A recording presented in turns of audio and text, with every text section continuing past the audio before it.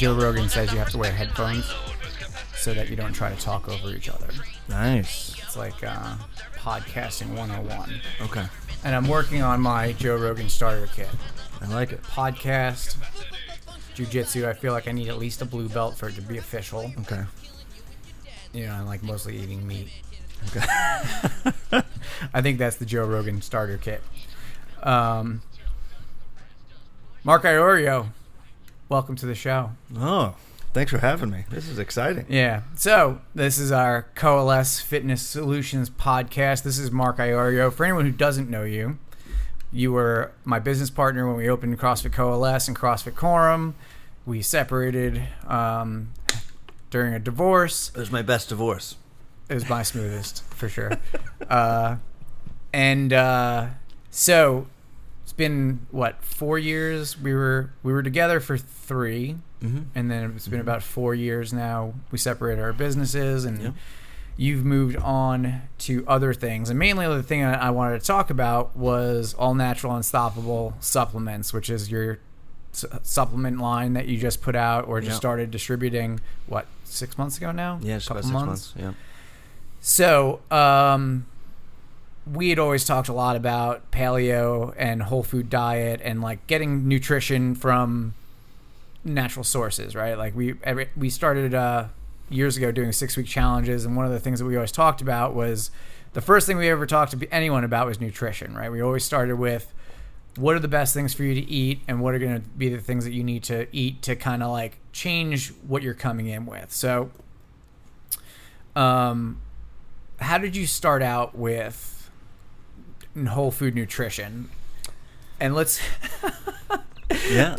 keep this in the real world, you know. Right. So let's talk. We'll talk mostly about like our nutritional history. Yeah. So and not like government subsidies. We'll stay away from conspiracies.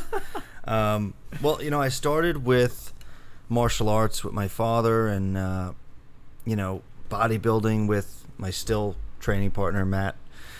And they're very old-fashioned, eat a lot of food, eat all day. And it wasn't necessarily eating healthy. It was just have peanut butter and jelly and have, like calories. And then it really was CrossFit that changed my perception on what the food really is. And that was just the launching pad, And then we were able to work together and refine it to the challenges where we started looking at the actual foods and what was important for the body and necessary for the body and what was more addiction-based. And I think that from there, once I got into competitive bodybuilding, then it was like, all right, I need to supplement more magnesium. I need to supplement more vitamins and supplements around my performance because now I'm doing more unnatural things. I think that, with CrossFit and with our challenges, we really encourage people to be as natural and as clean as possible. And you can get everything you need from your everyday food if you're eating healthy food and living a natural life. But once you start performing and trying to like increase muscle mass or like really build performance or a physique, then you have to start supplementing in some form. So one of the things that we've always talked about and told our long-term members is what is supplementation? Like, what's the point of supplementing as opposed to like just taking all your nutrition from food replacement type stuff? Like, what does supplementing really mean? Supplementing is taking your body beyond that natural ability, because there's only so much your body can absorb of natural whole proteins, because it can only break down so much. So you're really only going to be able to get, 20 to 30 grams of protein per meal, per digestion cycle, unless you're ingesting already broken down protein chains. So that's where the BCAAs come in. That's where the protein shakes come in, because now your body's being almost force-fed, but then you're supplementing it with the work. So you're doing more muscle building work and stuff like that. If anyone's on a more cardio based program or endurance program, that's what our bodies are intended to do.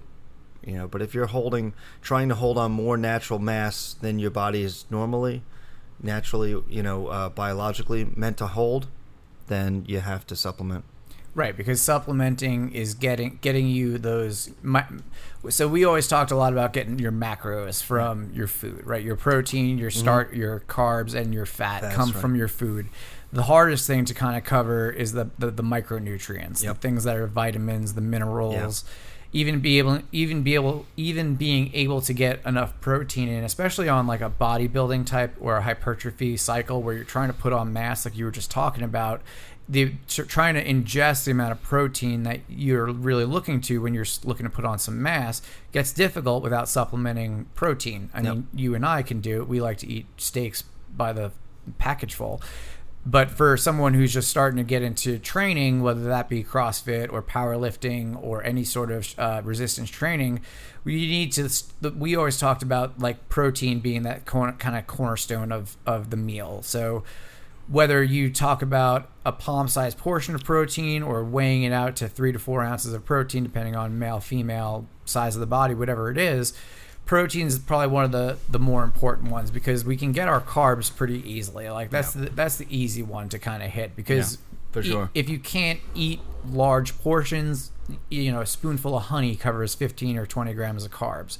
You can't take a spoonful of protein. I mean, I guess like that's the point of supplementing. So you start to take a protein shake and you're able to kind of drink that and get the same amount of carbs or same amount of protein as you would from 3 or 4 ounces of steak or chicken. And for someone who's just starting to eat large portions, because that's the thing that changes when you start eating nutritionally dense foods, you start having to eat a lot of food. And I think that we always saw with beginners especially that idea of like, oh wait, I can eat large quantities, like I can eat as much as I feel I need to till I feel full. Like yes, if you're eating protein, veggies, some starch, a little bit of like nuts and seeds, like the kind of like old CrossFit thing, 100 words of nutrition or whatever the thing was.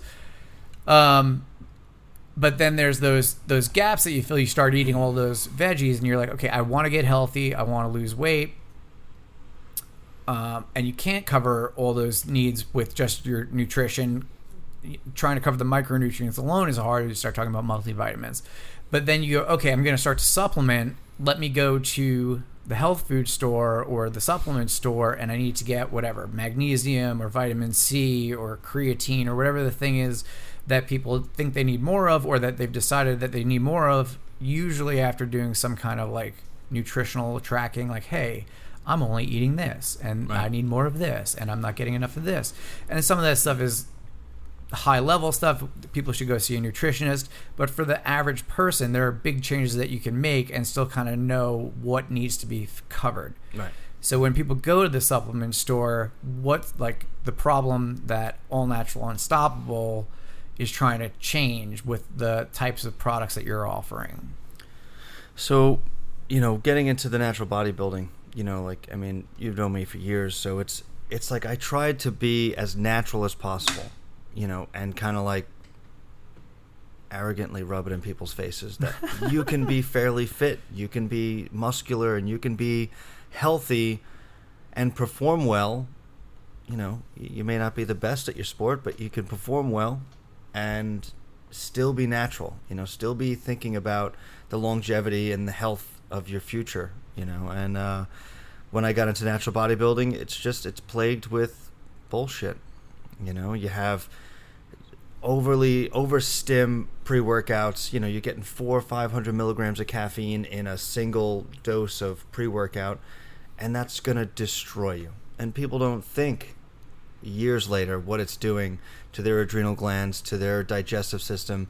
I mean, it's just to their colon. Like their body is just taking on these chemicals for an instant feeling or an instant result. And so, I wanted to really create a brand that, the few people that were thinking outside of the box, that it would be available for them. And that's just where we started, one product at a time. And you and I have talked a lot about this through our friendship and knowing each other it's been like 10 years, man. Like I met you at Grass-Fed, right? That was like 10 years ago. Yeah. So we've always talked a lot about nutrition and supplementation, and we always were looking for products that were clean as far as what's a better option for a pre-workout. And we had distributed Fitline, and we had done stuff with Prove It, the keto OS stuff. And because energy is a thing, like, okay, like, yeah, I just got my 6 or 8 hours of sleep, but I'm tired. I work out. People in general work, they have kids, they have 10 or 12 big items of things that they're dealing with on a day. Like, their schedules are crazy. Like, you get to the gym, like, you're shot. Your body needs a little bit of a boost. So what are the things that work well and actually give you beneficial stimuluses that aren't going to be wrecking your central nervous system? So like the kind of pre-workout that's going to like be some beta-alanine, some niacin, a little bit of caffeine, and like pretty much that's kind of all you need, and a little bit of flavor, right? So like what is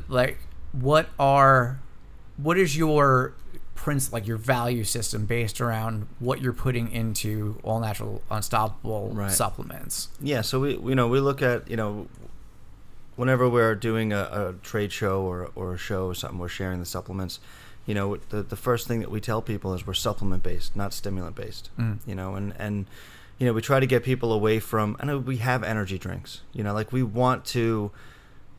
here as a company, as any is, to serve people for what they want, but for the majority, for our pre-workout and for our BCAA, everything is based on specific supplements. The BCAA has a lot of creatine in it, which is going to help that absorption of hydration and water and keep you feeling full, which is good.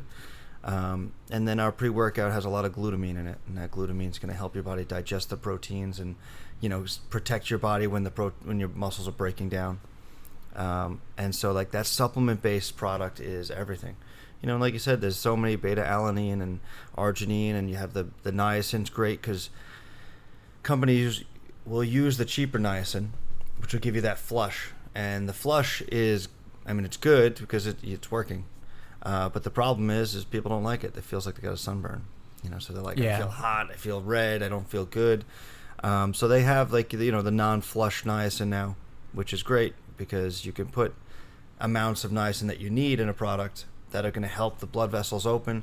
It's going to help transport oxygen right to the cells. Stuff like that. It's just make it simple. Again, same with the flavors. We have one single flavor for everything, each product, because it's so hard. It's so hard to find clean flavors. I'm not getting into it, but raspberry is one of my favorite, man. Yeah, I had to. We won't bring it up, but Google it. Castolium. Google raspberry flavoring. So when you started natural bodybuilding, and it's one of the things that we just talked about natural bodybuilding, we talked about sport performance, and in sport, regardless of the sport, there are performance enhancing drugs. There are banned substances, there are performance enhancing drugs, and or performance enhancing substances as well. And those things, everyone just thinks steroids, right? Thinks, okay, they're whatever. That's immediately the only thing that they think of. Like there are SARMs and SERMs and all kinds of stimulants that are banned. And for someone who's in a sport, trying to do that legitimately, trying to play college level or professional level, there are banned substances that if they get tested, they're going to either lose their scholarships, they're going to lose they're going to get fined by the league, they're not going to be allowed to compete, whatever the consequences are of having banned substances in your system. What are some of the things that as a company that you're trying to avoid having in your products? Like how does that help the average athlete? It's so, man, there's so much out there. There's so many ways to beat the tests. When they do tests for any major sporting company, they're only testing for one thing. So if you fail for other things, they don't care. As long as you pass for the stuff that they're testing for, which is bananas, you know. So, you know, unless you're in a company that's using an outside organization like the WADA organization, like the Olympics use. Right. You know, they test for everything. So you know, like, you really, again, everybody wants to be a professional athlete. Everybody wants the payday. It's exciting. It's interesting. It's like, it's so hard until you start to watch what these guys are actually having to do. And I think that's the thing that, like, what people are seeing on TV and the kind of level of training that goes into, like, showing up on fight night, you know, watching, like, since I've been doing some jiu-jitsu, like, I'm watching guys training for fight night, like, to show up and fight for the belt, you know, like, and even though I only get to see them train a couple minutes here and there, but I also follow them on social media. So I see that, like, they're not just doing an hour of jiu-jitsu. They're going to their MMA. They're going to their striking. They're going to their strength and conditioning. They're doing that 6 to 7 days a week. They're probably doing their rest stuff and all kinds of stuff. But, like, when you get to the highest level, or you're pursuing the highest level of either fitness or aesthetics, there are gaps that you need to be able to fill. Like, you need to be able to do a certain level of work to get the aesthetic or the performance that you're looking for. And that's when people start to try to look for those things that are going to enhance their performance and allow them even to just show up for those workouts and recover from them. And that's the thing that makes changes. So it's not uncommon that people are looking for supplements that are, and we're saying supplements, we're saying what we mean is substances that are going to enhance their performance legally and that aren't banned. Right. And just because they're not banned yet doesn't necessarily mean that they're good for you. Right. They're probably poison, and you're probably exchanging years of your life Jeez. for... We've done this before. Yeah, for an immediate kind of bump. Yeah, you mentioned the SARMs, the SERMs, growth hormones. You can get them anywhere. You can get those anywhere. You have zero control over the quality, and they are going to destroy you internally. You're going to get instant results. You know, I've seen people in my gym put on, you know, the gym where I do my bodybuilding. I've seen people put on 10 pounds of muscle in 2 months and look insane. You know, they're losing body. Like, the products, it's what they do to racehorses. It's they force these animals to be machines, but, you know, they win one race and they get shot. Right. You know, like, it's their ligaments can't keep up with the demand of the muscle. Absolutely. And they snap a ligament in their knee and get put down. Yeah. They do that to horses too. I know. So, you know, it's that there are so many things out there, and it's so easy to get. You know, the quality is just not even a thing. People are making this shit in their tubs and I think that also goes for some of these bigger named even supplement companies. Like, absolutely, until it's a banned substance, until it's illegal to put into something, it's legal, right? So, like, you could be buying things that are called test boosters, and they could be something completely else, like some completely different, some SARM or some SERM. And so if you're not familiar with SARMs and SERMs, they're like basically legal kind of performance enhancing drugs. Some of them are mimic steroids. Others are going to be more. There's a billion of them, and they're not legal. Like, they're basically like for rats. Like, that is how they sell them as for testing on animals. Like, they're not legal to take for humans. For humans, but they're legal to sell. Yes. For other reasons, you know. Yeah. And that's how they get around it. Well, but so even some of the supplement, not saying that all these supplement companies are putting SARMs or SERMs or whatever into their products, but there could be things inside those products that will show up as banned substances in a test. Yep. So for anyone who's looking to compete, they need to be very mindful of what they're putting in their bodies, because currently something may not be illegal, but it could be banned. Yeah, there's like 100 different chemical makeups of methamphetamines, you know, and really only one is illegal. Right, like a Schedule 1. Right, so they make so many different other chemical compositions that are just caffeine, And so you don't know what you're taking until you fail a drug test. And this was famous for C4 when it came out, for No Explode with BSN when it came out. Stacker too was absolutely. like, they were like the legal, basically crystal meth. Yep. Truckers were known for taking them and driving long hours overnight, and then they changed it. They changed that. They made it illegal, whatever version they were using, and then stacker sales went into the toilet. But that's the thing. They just tried to use caffeine. Yeah, because it's but there's no penalty. There's no penalty for the companies. So the most amazing part of this entire process of opening this company was going through the FDA, because they don't give a shit. They don't care. All I did was, they never look at the product. All I do is make my label and say, this is what I want to put in the product. This is the label itself. I submit it to the FDA. Someone looks at it. They send it back. They say, okay. And they register it with the FDA. And that's all they do. The only way that ever gets checked is if somewhere somebody at a high level complains that the product isn't what's on the label. Then I'm forced to take everything off the shelves and have to relabel it, or remake my product if there's something foreign in there that wasn't on the label. And then I say, well, it was something in the factory. Cross-contamination, sorry. And then they just put their products out again. And that's just probably what's happening. And that's what they do. Globally, across the board, and with they every do it, company. And they do it on purpose, because they know they can get away with it.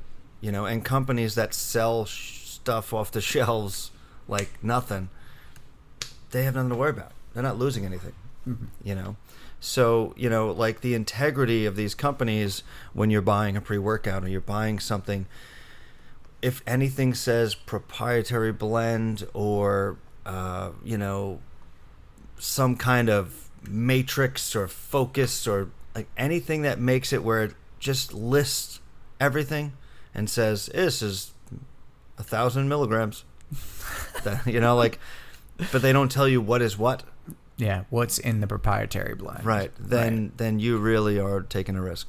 What supplements do you actually have on your line now? We have everything from basic vitamins for families. So we have a gummy line that's a multivitamin. We have an apple cider vinegar gummy, and we have a ashwagandha gummy for recovery. And then we have the multivitamins for the male and female. We have the male test booster, which helps just support the male virility. Virility. Mm. It's the word of the day. Makes you more attentive in the gym and the bedroom. And then we have the female hormone stabilizer. So it helps women stabilize their estrogen so their body can focus on more natural functions of other hormones for them. And then we have everything to pre-workouts, to the BCAA. We have a new brain focus coming out, which is going to be really, really cool. Stole it from Joe Rogan. I steal everything from Joe Rogan.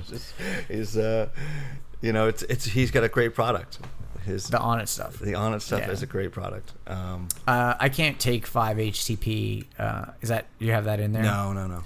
So anything I take with 5-HTP, is that the end of it? Yep. Yeah. So it feels like there should be 4 or 5 more letters after that. It's a 40-letter word. Is it? But so everyone just says 4-HTP, whatever it is.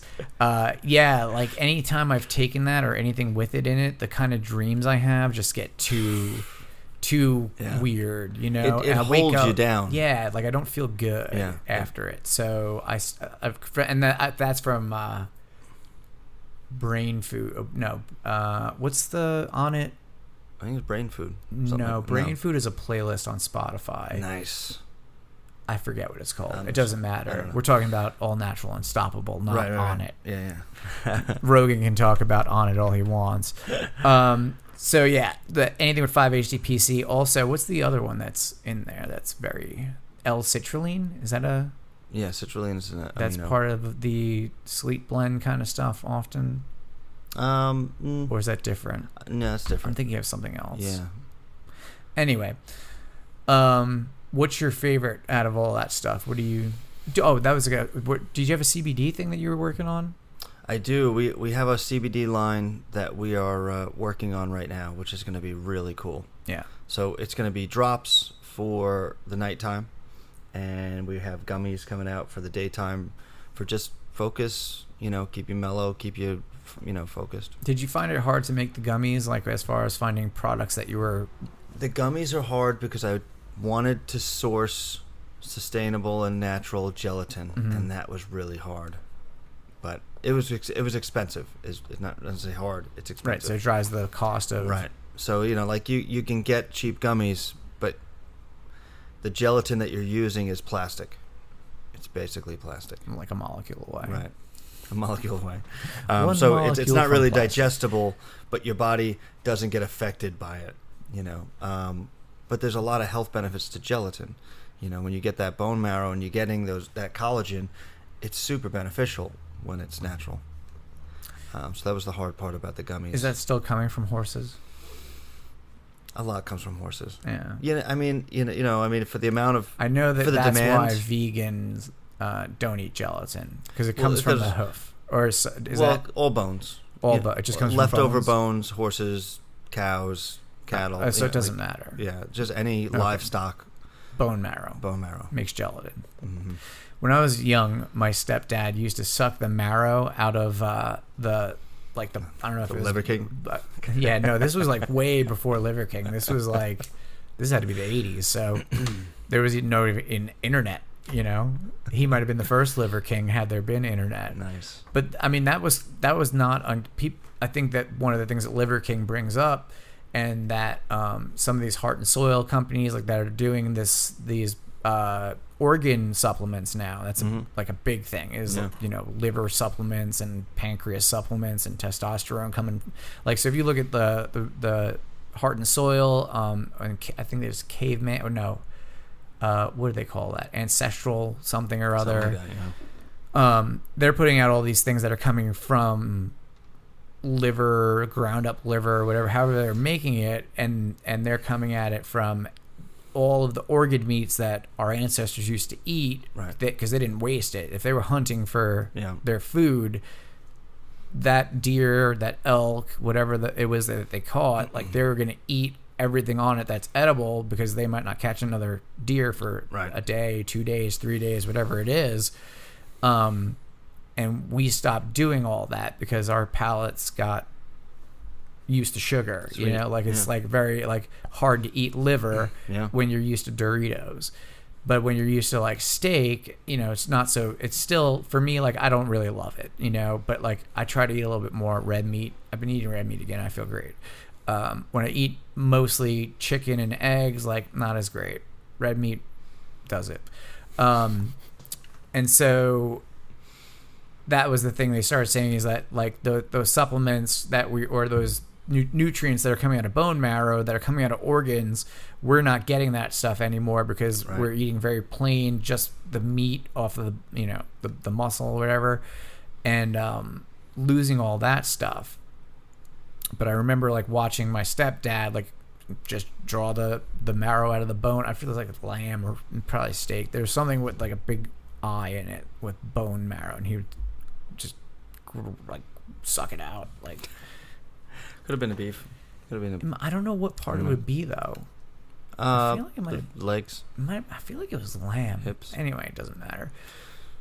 But I make my because I make bone broths. broth. I make bone broth out of beef bones. Beef bones. Yeah. Do you still order that from the Amish farm? No, I just get them from the butcher up the block now.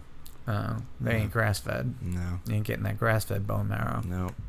Got to order that from the Amish farms. So back to supplements. So maybe one day you'll get into the bone marrow game. What concerns me is the ability to sustain the value of that product.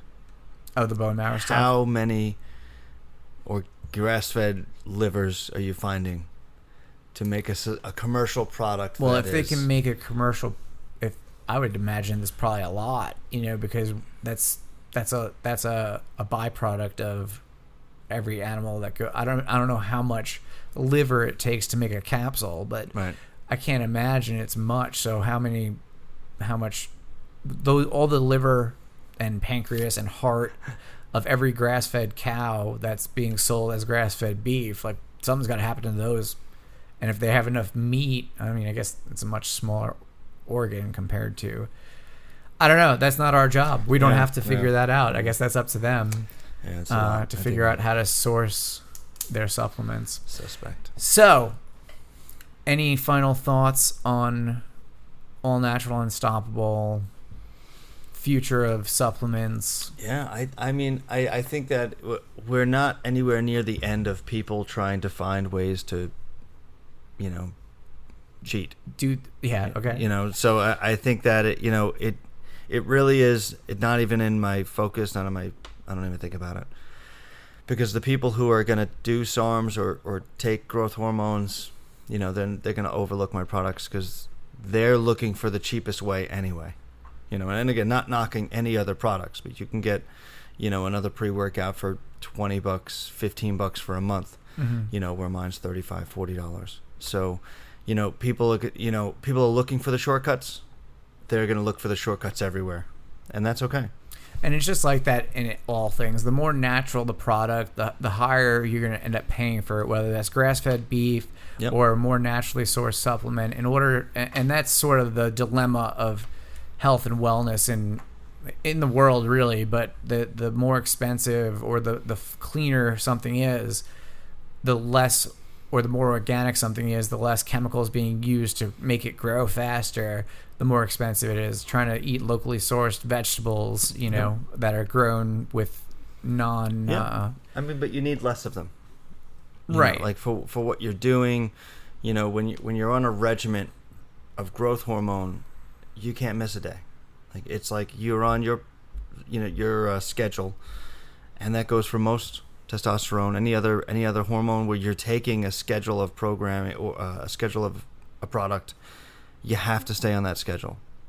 Whereas, you miss your BCA one day with a natural supplement, you're either going to think about it and fiend for it because your body needs it, or you're not going to think of it, and it's something where you're taking it as a supplement to your diet. Right, to fill in the gaps. Right, not taking it for the performance. And I'm not taking anything away from any athletes. Everyone always gives me that, where it's like, oh, well, if you're not natural, they're working just as hard.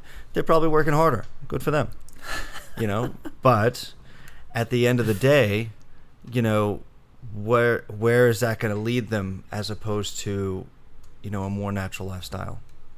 So it's like, we're trying to build with All Natural Unstoppable. Like we have the programming, we have the location in Patchogue, we have the supplements, and we're really trying to show people this is the product of doing everything that encompasses your healthy lifestyle, fitness and wellness. Yeah. And, they can make the choice for themselves. It kind of goes hand in hand with that. It's got to be a comprehensive approach. You want to be fit, you want to be healthy, you want to feel good. You can't do one and not the other. Like you can't you could eat. Nutrition alone will change people's lives. Like changing the way that you eat and getting into a cleaner way of eating without exercising will improve the quality of your life. If you add in exercise, it will improve the quality of life even more, especially hormonally, physically, capability. Right. And then if you add in the right supplements for the goals that you have, for the type of training that you need to be doing or the recovery that you need to get from it, whether that, and that's going to change from person to person, that's when you see the most progress and the most vitality, right? Yeah. When you're getting the right amount of vitamin D, you're getting the right amount of vitamin C, like you're getting the right amount of protein, carbs, and fat, you're exercising to get your body moving, that's when you really start to see the total benefit of a healthier lifestyle. Right. And so just to say that supplements alone won't do it, supplements plus training won't do it, nutrition, supplements plus some training, whether that be yoga or walking or strength and conditioning or Zumba, it doesn't matter what that stuff is. The more specific the goal, the more specific the program for your body needs to be, and that includes like with the nutrition. If you have a goal of putting on muscle mass, you're not going to approach that the same way as weight loss. Yeah. So I think overall we do the biggest problem we have in this country is we have a muscle density problem. You know, obesity is the result of many things. Besides the American diet, besides the laziness and the sedentary lifestyle, I think that, you know, it's like taking steps to get healthier, and people clean up their diets, and fitness is the staple. Like, you have to build muscle because that's going to keep the body fat away from coming back. You can go on a healthy diet, take a couple weeks off, you get lazy, like right away your body fat's going to come back. You take a couple weeks off, your body composition is not going to change much. So I think that it's like you said, the whole lifestyle, it's everything together. But the fitness that's the big one, man. And I think the thing that I look at more now is like, what does fitness do for you, and the freedom that it affords an individual, whether like I forget. Well, I think when everything got shut down and I was going to the track a lot in 2020, you would see people who were like, okay, I want to get healthy, and I'd go to the track and I would see people at the track, and just watching the way that they move and like the patterning in their hips and their legs from probably not doing much for most of their lives, and then deciding like, oh, I got time on my hands, let me go out to the track. And just seeing like moving is not a common sense activity. Even though people think all I have to do is stand up and do this thing, whether that's walking, running, crawling, squatting, deadlifting, putting things over your head. Motor patterns we assume that because we can move our digits, we can move our arms and legs, that they're going to move properly just because we think to do it. And then you start to look at the way people move their hips, their legs, just in walking, and then even worse in running. Excuse me, I'm gonna cough. Excuse me. You start to see that even in the most basic movement patterns, people are undereducated in how their body is going to operate best, and then that ends up just growing exponentially over time. The sooner you get to learn, okay, these are strong positions, these are weak positions, this is the way that my knees are supposed to move my legs are supposed to move when I'm walking or running or jogging, and learning like, okay, like I need to actually pay attention to these things because you're doing one thing over and over again, and that's probably, walking is probably the thing that people do the most of next to sitting. And so especially for people who are spending time at a desk all day, moving around is going to grow in importance more and more over time. So if you're spending 6 to 8 hours sitting at a desk all day, gravity is impacting you, and your posture is impacting you, because people are just sinking lower and lower, and they're just getting more and more deformed over time. Their spine is starting to go into flexion, their neck is in hyperextension, and then they start getting neck, back, and hip pain, and they're wondering, why is this happening? But they're stuck in one position all day. And then everyone thinks you only need, or I don't know, everyone, clearly not everyone, but when people think to themselves like, I don't really need to lose weight, maybe not. You might be at a very healthy weight. But the benefit of moving, of exercising, of taking, and of being in a program where things are being progressed, in a progressive fashion, things are happening where you're getting a little bit stronger, you're getting a little bit faster, whatever those things are, you start to measure those things. You start to realize like, oh, I can hike up a mountain and not be having to sit out of, on a couch for a week from being so sore. It can snow outside. You could be able to shovel and not be laid out on your couch for a week, because you start to train how to move. Like, we're not going to shovel 364 days just to prepare for that one snowstorm, but we're going to do a bunch of movement that's going to prepare your body to recover for, hey, we just got hit with a foot of snow because it's coming. We live on Long Island. Like, it might not be this year, but there's definitely getting over 6 inches of, like, we got a big 18-inch snowstorm this year, and then there wasn't much else. But that one snow dump, you might have a snow blower, your neighbor might come over with the plow, but you still got to clear out whatever 18 absolutely. or 20 feet from your door to the driveway with a shovel, or you even got to be able to shovel out your garage just to get to your snow blower. And you don't want to be laid out for a week and a half after that. And I think that when we start to get into this functional fitness stuff and we start to talk about like, okay, these are the type of movements that we see on a daily basis, right. Those things start to prepare you for, it snowed, I got a rake, whatever the stuff is, like just the natural things that come up, chasing your kids, your grandkids, and not wanting to be stuck in a bed or in a chair through your 60s, 70s, and 80s, and starting to realize like that stuff starts when you're 20, right? It starts when you're probably even earlier. Yeah. Being in school for most of our childhood, and the under importance of physical activity within that system of saying like, okay, like physical education, we have physical education, but like, what does that mean? Like, we're not going to go down that. We're not going to go down that rabbit hole. But like, what type of things are going to happen to someone who sits at a desk for 18 or whatever it is, 13 years that you're in school, then going into college for 4 to 5 years at a desk at least 4 to 8 hours a day doing whatever, and then you go into an office job, and then you're sitting and your walking is minimal. Those are the things that end up taking away freedom at the end of 40 or 50 years.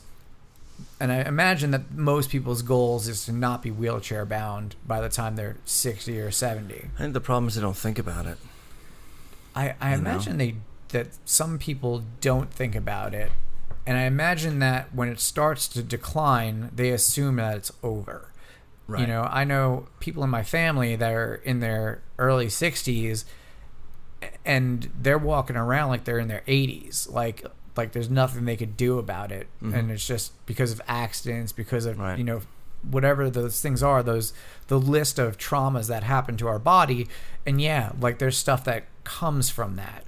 And there's permanent changes that happen when you're in a car, an automobile accident. There's disc stuff, there's whatever, neck stuff, there's ligament stuff. You played sports your whole life. Like we've all been hit, we've all hit the ground hard. We've all caught a barbell the wrong way. Like, and injuries happen. I think most people feel pain and they go, I shouldn't move this thing. Right. I need to stop or it's going to get worse. Right. And potentially, it could. If you're not addressing that stuff in a very intelligent and organized fashion. If you're just like, I got shoulder pain, I'm going to push press 10 times a day or, until this passes. And you may have a rotator cuff injury or fraying or tearing, and then you just blast it away because you're trying to get as fit as possible. And now you have an obliterated rotator cuff. And there are ways to train where you're not going to do that. You're going to improve the range of motion. You're going to improve the level of pain. You're going to start moving at a higher capacity over time. And there are ways to do that. But I think that for the people who similarly think to themselves, like, I'm too overweight, I'm in too much pain, I can't get up off of the couch, like the people who need it the most, who need direction the most, feel like it's unavailable. Right. Yeah. And I feel like it's impossible. That they almost gave up, Yeah, and I think that we've seen a lot, like you and I doing a lot of 6-week challenges. We've worked with a lot of beginners. Like now I don't do 6-week challenges. We did a couple over last year, but now I mostly do personal training with people and getting them into like individual program design and like really trying to like get people into like, this is what I need. This is what my body needs. These are my goals. These are the things that I need to be able to do. And then be able to write programming around like, hey, this is the goal for this person, instead of having like a general kind of like, oh, this is a cool workout for a bunch of people. And starting to see like the things that most individuals need to work through are complicated and need a lot of attention, but they typically don't take as long to fix as most people think, Yeah, I think it I don't want to say it's like a funnel, but it's like it starts big at the top. And then as they become more affluent in the movements in the program, things speed up real quick. Yes. People get more confidence because they're like, oh, wow, I can do this. This is amazing, and the trust that's built between the coach and the client is huge, so it's just getting people to get away from that mindset, like, I'm too far gone, there's nothing that could save me, this is too hard, I can't do it, like that. They build these roadblocks, society builds these roadblocks that make people quit, they give up before they even tried. It's so much of mindset stuff too. Yeah, it's sure.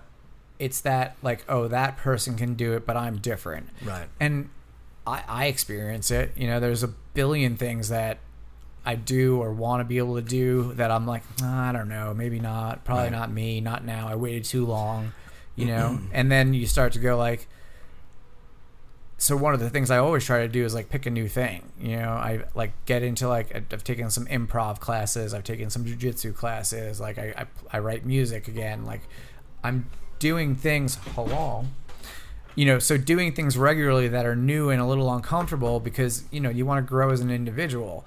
And I think a lot of that started with me getting into fitness and being like, okay, maybe I can lose a bunch of weight. Like I was probably like 247 pounds of like not muscle, I was very like weak and very like under conditioned, and I wanted to be able to run a marathon.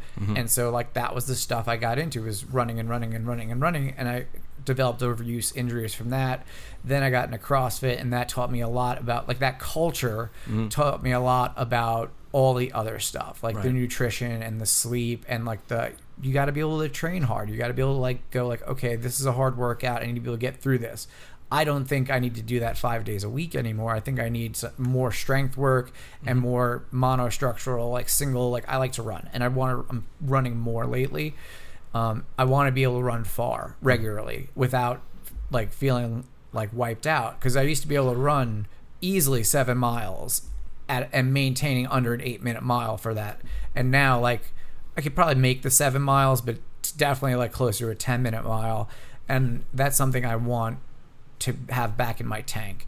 But I also got really into like swinging maces and like getting into like more of the niche, or like more like the outside of functional fitness kind of stuff. Like because of like all the shoulder stuff I had developed from snatching and doing too many kipping pull-ups, like finding that balance between like, these are the things I need functionally, like these are the ranges of motion that I need, and like, do I need to do 21:15.9s to feel my fittest and to move my best? Like if I'm competing in CrossFit events or something like that, like because that's the sport, like that's what you're about to be graded on. Right. But when I focused on that stuff too much, I lost my ability to run far, and for me now, it's like most of my training is geared towards like, can I show up at jiu-jitsu? Like, can I be flexible? Can I be strong and be able to like hold positions and keep people away from my arms? So when I'm working out now, it's all about like isometrics. It's about finding and holding positions. It's about like balancing one side to the other. Like my hips get lit up because my hip flexors are on fire. So I need to make sure I'm doing exercises to kind of like counteract that. Because the kind of pain that you develop from overuse injuries can be like feel career ending. But realizing, okay, well, this is what I've been doing a lot of, so I'm getting a little bit of inflammation in my hip flexors, so I probably need to do A, B, and C. And then that clears it up, hopefully. So, I think we started obviously talking about the supplements. Then we get into some mindset stuff and coaching people through that stuff. But these are all topics that I'm sure we can go on for a lot longer. For you, or I just wanted to, I think we said any final thoughts like a while ago, but we were just talking about coaching and mindset and like those little changes that we always suggest to beginners, and that they always work for regardless of where you are when you get back to nutrition, sleeping well, eating well, supplementing correctly, training adequately, and that's Larry. He knows you're here. Training adequately and with enough intensity to make things change, right? Or to be able to look the way you want to look, perform the way you want to perform. So what are those small changes for a beginner, or what are the things that you find the most influential? It's just their focus. You know, if you give them a few cues at a time, you know, so that they can really hone in on the changes. Too many drastic changes is overwhelming. Mm-hmm. You know, so, you know, for my clients, it's like when we're working on their diet, it's like one thing at a time we take out of their diet, mm-hmm. you know, so that they can really feel the change over a period of time gradually. You know, you jump them into the paleo diet, 6 weeks seems like forever, and then they jump right back. Right. You know. Yeah, they white knuckle it until it's over. Yeah. And so, you know, and I think it's the same thing with fitness, which is an awesome thing, you know, like you said, you're doing with your clients, is when you work with them and you can work with them slowly and give them the improvement over time, I think it's great. You throw them into CrossFit, you throw them into a challenge for 6 weeks, they can't move for the first 3, and then at the end of the last 3, they're like, thank God it's over. And they go right back. Yeah. So I think that it's patience and teaching them that it's a long term. This is, enjoy this process because it's a little uncomfortable because we're taking our time. But you're not gonna recognize yourself. You know, you're not gonna recognize the things that you can do, you know, in a very short period of time, you know, a few months. But that's gonna be forever. You know, these are changes that will change them possibly, hopefully forever. Yeah. So, any closing thoughts? No, this was awesome. Yeah, thank you, man. Thank you for coming. Yeah, I appreciate it. And relatively close to on time. I mean, what was our goal? Oh, we're at showing up. Oh. I gotta tell you, I put it in my navigation, and it was taking me 18 miles down. And do you use Waze? I do. Yeah, that's why. Because Waze is gonna. What is weird about that? What happens? Because of traffic on the LIE, probably. But no. It had me. I saw, the library on the map, and I was passing it on Northern, and I'm going, we're like right across the street from the library. Yeah. I'm like, where is it taking me? But it still had me going another 18 miles. I was like, they're gonna loop you back around. We swear this is faster. There's traffic out there. You want to avoid the traffic. Don't go by the traffic. I jumped on the Deer Park Avenue. Imagine they should have that voice option on Waze. Like, they have the investigator one. What is it? It's a private investigator. Really? Yeah. Turn right on red. It's exactly what it sounds like. Hey, you see that over there? You see that pizzeria over there? Go past it. That's no excuse. 2 blocks, turn right, swing back around. I was going to be late anyway. I'm sorry. I knew that. That's why I said 7, because I knew we needed some kind of gap. 7:30 to start, because I wanted to be around an hour. I figure on a conversation, right. And that way you have it doesn't go too long. It doesn't go too short.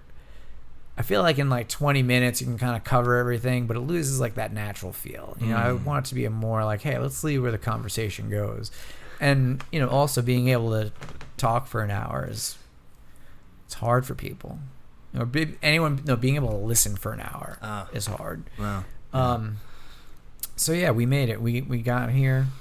Thanks for coming. And also, if you're in the Patchogue area, CrossFit NPV and All Natural Unstoppable share a building. What's the address there? 482 Route 112, or Medford Avenue on navigation. Medford Avenue on navigation. That's right across from it's Jeep Dodge. Best Jet, is right there. It's right across from Jeep Dodge, very close to the new Best Jet. Yeah. No, not Best Jet. No. Giuntas. Meat farms. Meat farms. Yeah, but you got to call it if you're real Italian. If you have, I'm not a real Italian. You're not. I am. I come from an Italian heritage. If you're from an Italian heritage, you don't call it meat farms. Okay. You call it Giuntas. Okay. Yeah. You go get the ricotta from Giuntas. All right, Mark Iorio, thank you for coming. Thank you to anyone who has listened, and this has been Coalesce Fitness Podcast, Coalesce Fitness Solutions Podcast, Coalesce Fitness Podcast. I like to also call it Varying the Constant was going to be my thing, but then I felt like it's too many things. Okay. So the Coalesce Fitness Solutions podcast is probably the one to land on. All right. We'll get there. CFS. Later, guys.